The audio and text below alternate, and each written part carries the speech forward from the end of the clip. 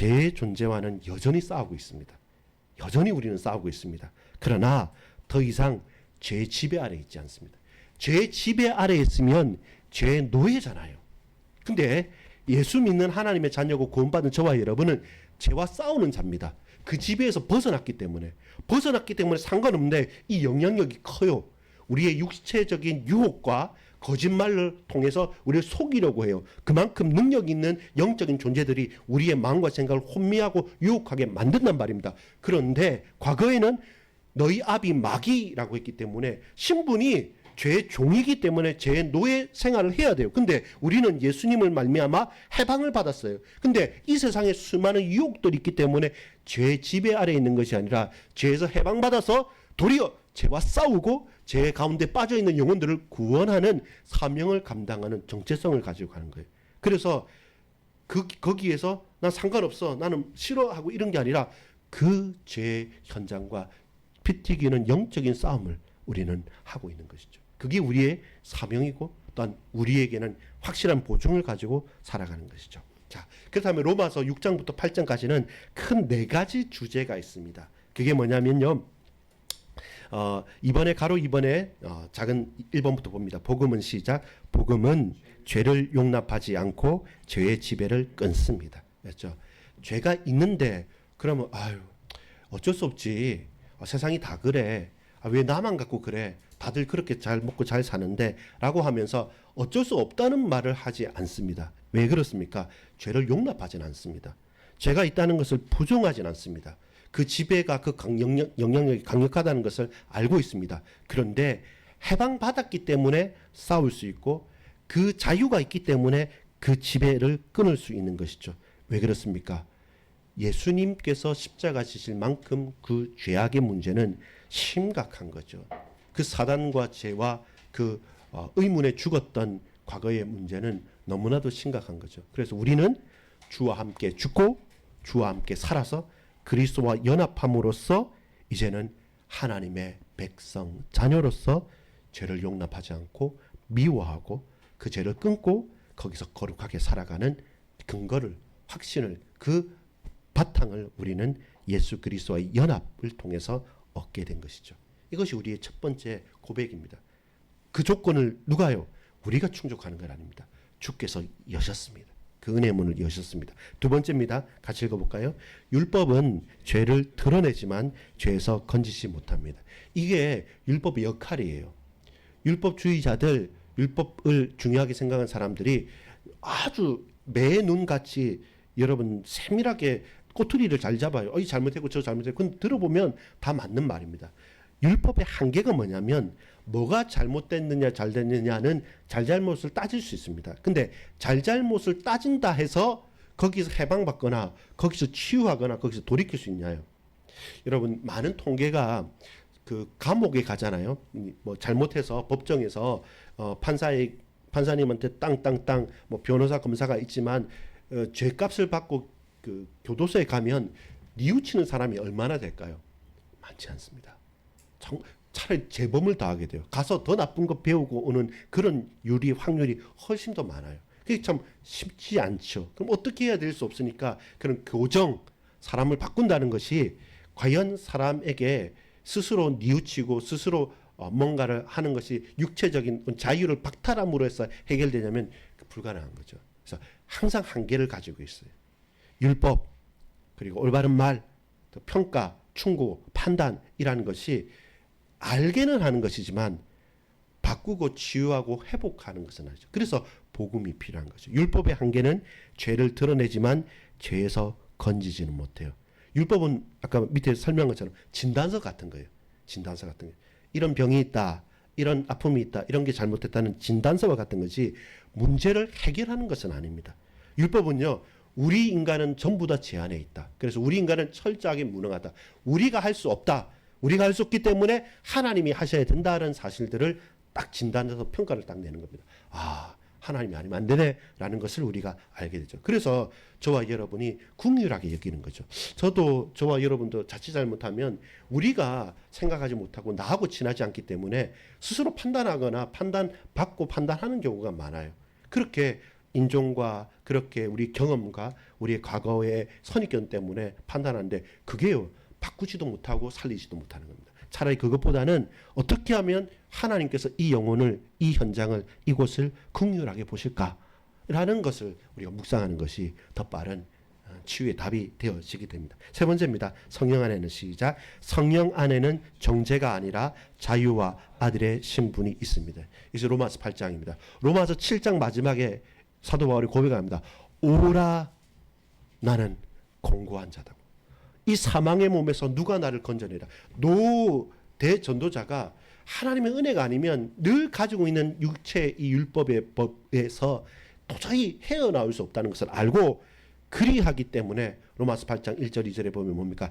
생명의 성령의 법이 죄와 사망의 법에서 나를 우리를 너희를 우리 모든 당신의 백성들을 해방하였음을 믿고 고백하는 겁니다. 그래서 법적인 선포입니다. 그래서 우리가 잘하고 잘못하는 것을 초월하는 것이죠. 죄와 사망의 법에서 해방하여서 결국 목적은 뭡니까? 하나님의 자녀로 살아가는 것이죠. 성공하는 것이 아니라 하나님의 자녀로 하나님께서 우리를 건지시는 것입니다. 네 번째입니다. 성령 안의 삶은 고난 속에서도 확신과 소망으로 나아갈 수 있습니다. 사망이냐 칼이냐 그 어떤 세상의 그 큰 문제라 할지라도 나를 그리스도 예수 안에 있는 사랑의 끈에서 끊을 자 없다라고 분명히 완전하게 완벽하게 선포합니다. 그렇게 로마서 8장은 확실하게 우리에게 믿음의 중요한 고백을 확신을 소망을 은혜를 증거를 허락하신 겁니다. 과거의 고난이 장차 우리가 받을 영광과 좋게 비교할 수 없는 것입니다. 그래서 우리는 늘 과거의 상처에 매여 있죠. 근데 깨달아야 될 게 뭐냐면 예수 그리스도로 구원받은 하나님의 자녀라면 그 과거는 장차 받을 미래의 영광과는 비교할 수 없는 것이기 때문에 우리는 그 과거에 묶여 있지 말고 자유로워서 합력하여 선을 이루시는 그리스도의 사랑의 끈에 묶인 자로 오라 공고한 자라고 했지만 누가 사망의 몸에서 우리 생명 사랑의 끈에서 끊을 수 없다라고 이렇게 분명히 고백하게 되는 것이죠. 이것이 우리의 믿음의 근간입니다. 로마서 8장 1절에서 4절을 한번 같이 읽어보겠습니다. 우리가 이번 한 주간 조금 깊이 묵상했으면 좋겠다는 말씀입니다. 로마서 8장 1절에서 4절을 우리 한 목소리로 천천히 같이 한번 읽어보도록 하겠습니다. 제가 로마서 7장 24절 25절 읽고 우리 같이 8장 1절에서 4절 읽습니다. 오라 나는 공고한 사람이로다. 이 사망의 몸에서 누가 나를 건져내라. 우리 주 예수 그리스도로 말미암아 하나님께 감사하리로다. 그런즉 내 자신이 마음으로는 하나님의 법을 육신으로는 죄의 법을 섬기노라. 죄의 법을 섬기고 마음으로는 하나님의 법을 섬기는 이 혼란스러운 가운데 하나님께서 우리에게 열어주신 해답이 뭡니까? 같이 1절부터 4절입니다. 시작. 그러므로 이제 그리스도 예수 안에 있는 자에게는 결코 정죄함이 없나니 이는 그리스도 예수 안에 있는 생명의 성령의 법이 죄와 사망의 법에서 너를 해방하였음이니라. 율법이 육신으로 말미암아 연약하여 할 수 없는 그것을 하나님은 하시나니 곧 죄로 말미암아 자기 아들을 죄 있는 육신의 모양으로 보내어 육신의 죄를 정하사 육신을 따르지 않고 그 영을 따라 행하는 우리에게 율법의 요구와 이루어지게 하려 하심이니라. 아멘. 뭡니까? 우리를 위해서 이 해방할 수 없고 이 묶여있는 육신의 그 모든 일을 당신의 독생자에게 담당함으로 그로 말미암아 우리가 이 육신의 죄악에서 온전히 해방받는 겁니다. 그래서 여러분 정죄 없음에서 새롭게 시작하시기 바랍니다. 항상 우리는 죄책감, 과거의 상처, 막 이렇게 쓴뿌리, 딱 누가 그 말만 하면 딱 예민해지는 어떤 발작 버튼이라는 게 딱 있습니다. 영린이라고 하죠, 한자로는. 그걸 누르면 뭐 어떻게 제어가 안 되는 그런 상처의 어떤 버튼들이 있단 말입니다. 그때 저와 여러분이 정말로 그것을 넘어설 수 있는 딱 하나의 유일한 해답이 있다면 정죄 없다. 그래도 내가 너를 사랑한다.